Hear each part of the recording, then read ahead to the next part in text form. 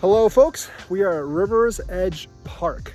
If you look at the surroundings, the water is at full pull, which means that I don't basically have to fish from the deep holes anymore.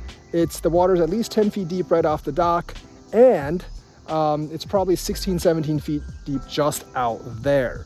So we're gonna get some worms out there, gonna catch some bluegills and see what we can get. All right, we're gonna stand at the edge here, fling this thing out into the depth, just a worm, and see what we can get.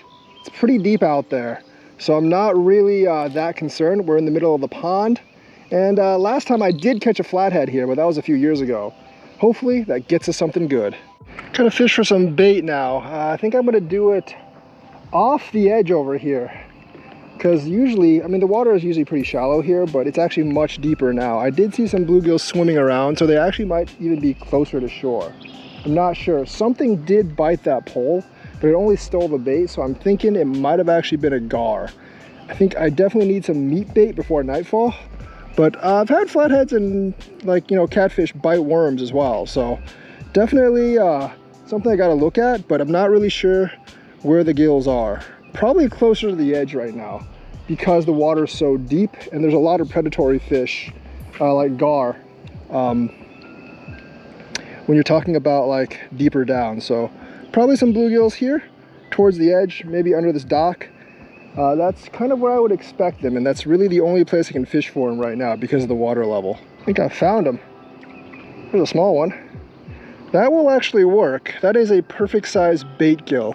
I think I'm gonna hook him onto my other hook, and I'll probably catch a fish with this guy, or at least I hope. We got Mr. Bluegill on the bait here. I'm gonna toss him out into the abyss, where he will get eaten by catfish, gar, or some other really, really bad thing. But anyways, it's not bad. It's not that far out there. I think I want to toss him a little bit further. I finally got caught on something. He's still very much alive. And something is gonna love to eat him up. If I put him under a bobber, I think I would get garred in like 5 seconds. But I'm not gonna put this guy under a bobber. That would be letting him go a little too easily. And yeah, really want to get a big catfish out of this. Channels, flatheads, blues all live in here, because I've caught like blues and flatheads in here. But I'm sure there's channels in here as well, because I've seen other people catch channels in here. That should be good enough. And hopefully that'll give us a big fish. I have to say, the fishing action's been really, really bad lately, no matter where I go. Like, this pond doesn't really seem to have anything besides gars. Chewed up one of my bluegills and replaced it with another one, but I know there's catfish in here. I've caught a couple of them, but they're not biting, and the bass aren't biting either. I think something's swimming away with my bobber. I'm pretty sure it's a gar, because that's all I see around here. I can legit just, kind of with the gar, I can legitimately just go down and like net one, honestly. That's got to be a gar. Oh, there's a gar. Okay, I think this is going to be tricky getting it though, because they are pretty good at throwing. So just gonna reel it in, then use my net to get it. All right, we got a short nose gar. There's like a billion of these things here, and I'm not a huge fan of these. Don't know why I can't catch any gato fish, but at least I can catch these things. Short nose gar. Short nose gar. One of many. Worm under a bobber, you can probably catch a ton of these things. I think I might have another one on my other pole, but we'll check. All right, gar. See ya.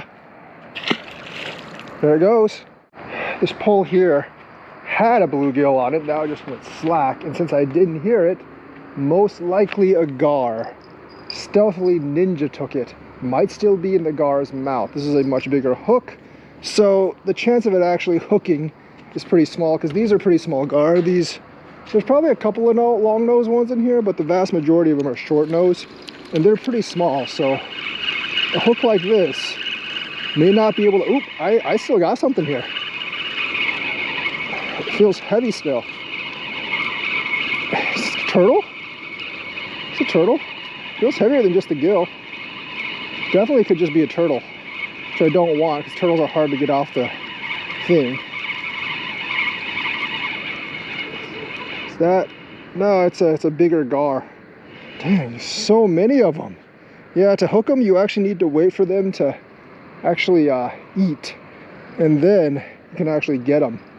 Because otherwise, you can't hook these gar. This one's a little bigger. I think this one's still a short nose, but it is a little bit bigger. Here, you do need to check your bait every once in a while. Otherwise, let me just get this guy. He's not going anywhere. He's not gonna pull my pole anywhere. He's too weak. Gars are weak. And yeah, we're gonna just net him here as soon as we get this thing out of the net. Hang on just a second. All right, we got that. Got the net here. The gar is on the hook, I think. This one's a longer one, but still a gar. These are all the, I think we only have short nose gar here. I don't know if we have the long nose ones. If we do, I haven't seen them. So another short nose gar. All right, another long nose. So I'll just short nose. There you go, gar. See ya. Let's toss a piece of worm under a bobber out there again. There's a lot of them out there, and I'm pretty sure we'll hook one sooner or later. This might just be a gar video, but you know, it is what it is. You got to give what the pond, river, bottom of water gives you, and right now just a bunch of gars. Not even get time for a break. Worm under bobber, line tighten again. Gars are definitely more active after dark, like most other fish. Pretty sure this one's a gar. Yep, I see it struggling already. Another short-nosed gar. This one even smaller than the last one. So yeah, you can hook gars. Just worm under a bobber will work. Short-nosed gar. The long-nosed gar, you can actually use the bigger hooks, but this one's going deep and coming back up. So they definitely are more topwater fish than anything else. I don't know if I can just flip them. This one, he's pretty small, so I think I'm just going to try to flip him. There we go. Flipped. Short-nosed gar. Once again, just kind of hooked him on the top of the mouth. Gar night, I'll probably catch like 10 or 20 of them tonight. Short-nosed gar. Worm under bobber with small hook. Easily the most effective way to catch gar. See ya, gar. Since gar are voracious, you can just use the same worm over and over again. Doesn't matter how dilapidated it is, they'll still bite it. So I'm gonna just toss it out there, and I'll probably get another gar in a couple of minutes. Don't mind catching a couple of toothy fish. Gives me some content, and you know, I don't catch gar all that often because I live in Wisconsin, and the gars there are somehow harder to catch. So we're going to just hopefully sit here and hopefully we get something besides a gar, but not holding my breath tonight. Gars ain't stopping. I switched for a slightly bigger hook because I think that other one was a little small. I was using that to catch bluegills, but see if this hooks. I mean, it's still on there, but oh, it jumped. The gar actually jumped. I think it's stuck. There we go. Short nose gar, another one. That's the fourth fish of the night. All same species, short nose. I get a kick out of catching these because they've infuriated me for so long, but I have figured out the ancient secrets of catching gar.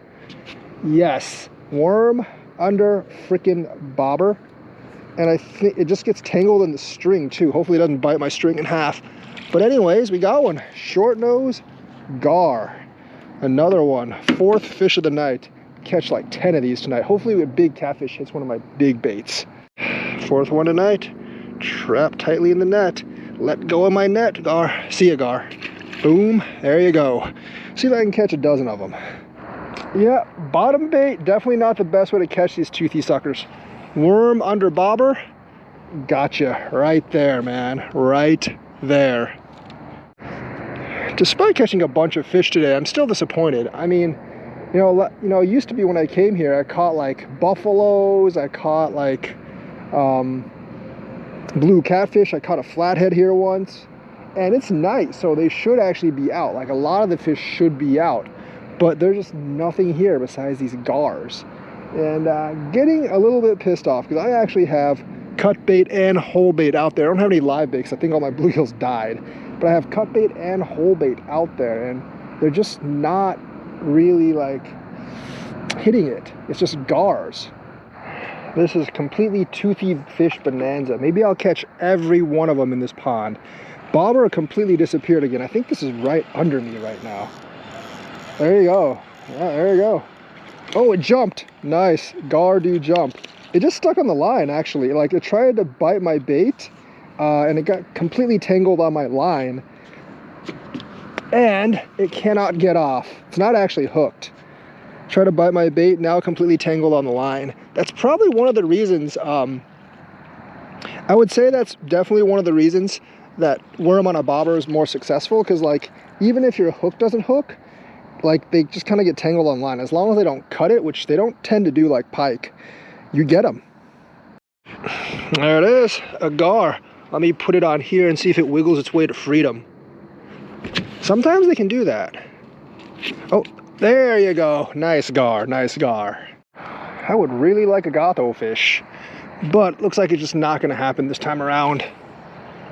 Toss it out there and hopefully get a bigger one. I wish there was some of the big long nose. Just like, seems like it's all just like the really small short nose ones here.